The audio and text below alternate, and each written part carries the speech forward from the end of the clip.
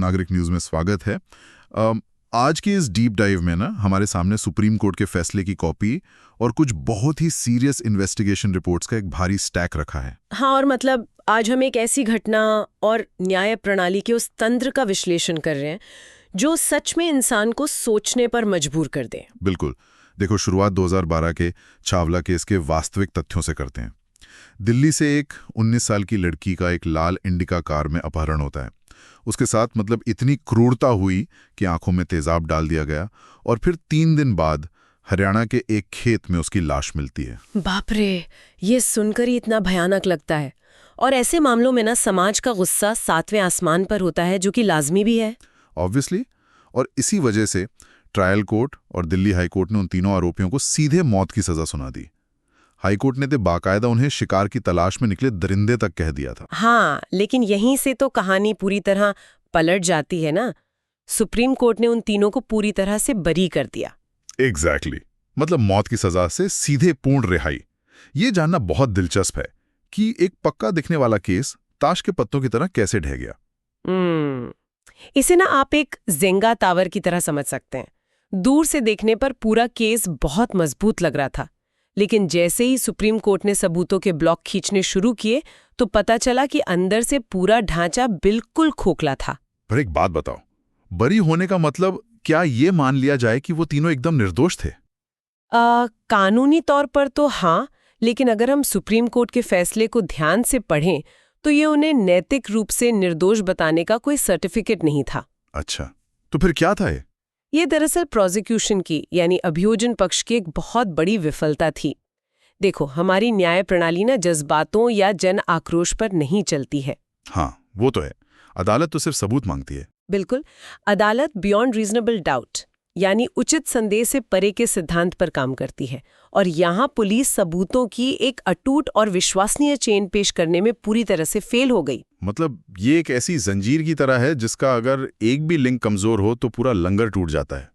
तो ये पुलिस की जांच में शुरुआत से ही झोल था क्या? हाँ, काफी सारे झोल थे। सबसे पहले तो पुलिस ने गवाहों से आरोपियों की पहचान सुनिश्चित करने के लिए जो टेस्ट आइडेंटिफिकेशन परेड होती है ना, वो कराई नहीं।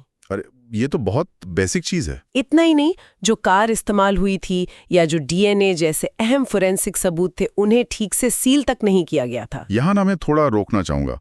जब अपराध इतना भयानक और क्रूर हो तो क्या डीएनए ठीक से सील नहीं हुआ जैसी टेक्निकल बातों पर आरोपियों को छोड़ देना न्याय का मजाक नहीं लगता? देखो, ये आक्रोश आना बहुत स्वाभाविक है, लेकिन हमें ये समझना होगा कि चेन ऑफ कस्टडी या सबूतों को सुरक्षित रखना सिर्फ कोई टेक्निकल बात नहीं है, ये तो न्याय की बुनियाद है ना।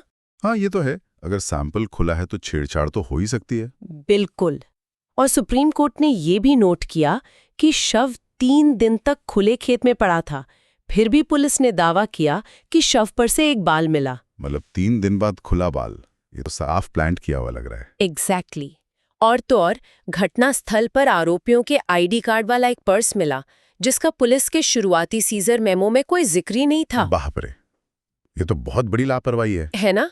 अगर इन नियमों का कड़ाई से पालन नहीं होगा तो किसी भी बेगुनाह को झूठे सबूतों के आधार पर फंसाया जा सकता है। इसीलिए जब जांच की प्रक्रिया टूटती है तो एक उचित संदेह पैदा हो जाता है। पॉइंट है, पर इससे ना मेरे दिमाग में एक और बड़ा सवाल आ रहा है।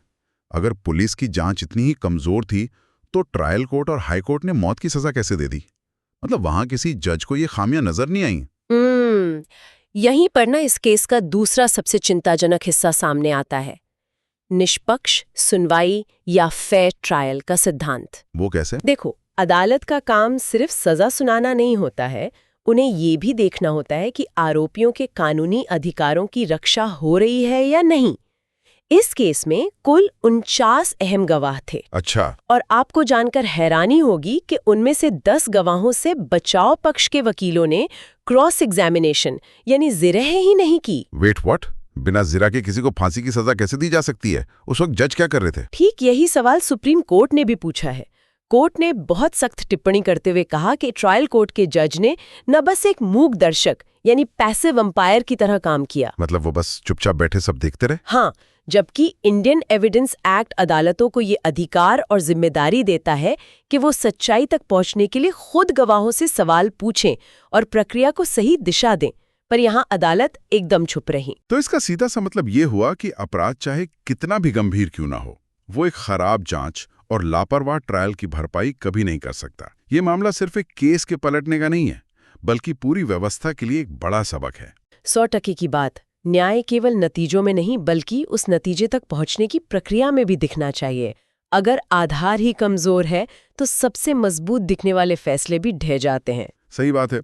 तो आज के इस डीप डाइव से एक बात तो बहुत साफ हो जाती है कि सबूतों के अभाव में कानून संदेह का लाभ हमेशा आरोपी को देता है। बिल्कुल, और निष्पक्षता के लिए ये जरूरी भी है। हाँ, लेकिन जाते जाते एक बड़ा सवाल जरूर छोड़कर जाना चाहूंगा। जब जांच एजेंसियों और अधिकारियों की इतनी गंभीर लापरवाही के कारण न्याय नहीं मिल पाता, तो क्या उन लापरवाह जांचकर्ताओं की जवाबदेही तय करने के लिए कोई सख्त व्यवस्था नहीं होनी चाहिए?